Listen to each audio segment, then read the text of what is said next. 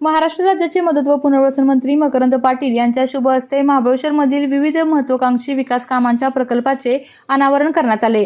या बातमीचा आढावा घेतला आहे आमचे प्रतिनिधी शान परवेज डांगे यांनी। या सोहळ्यामुळे महाबळेश्वरच्या वैभवात भर पडल्याची भावना नागरिक आणि पर्यटन व्यावसायिकांमध्ये व्यक्त होत आहे। वेण्णा लेक बोट क्लब येथे बसवण्यात आलेल्या फ्लोटिंग जेटीचे लोकार्पण करण्यात आले। यावेळी मंत्री मकरंद पाटील यांनी महत्त्वपूर्ण सूचना करताना वेण्णा लेक परिसराच्या अधिक विकासासाठी नदीपात्रालगत आकर्षक घाट उभारण्याची गरज व्यक्त केली आहे।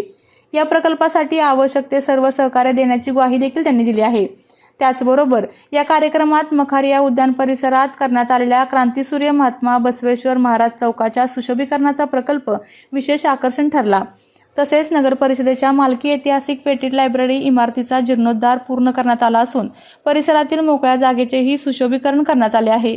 नव्या स्वरूपात सजलेल्या या वास्तूमुळे शहराच्या सांस्कृतिक वारशाला नवे बळ मिळाले असून पर्यटकांसाठी एक आकर्षक ठिकाण उपलब्ध झाले आहे। हे भव्य लोकार्पण उत्साहपूर्ण वातावरणात पार पडले।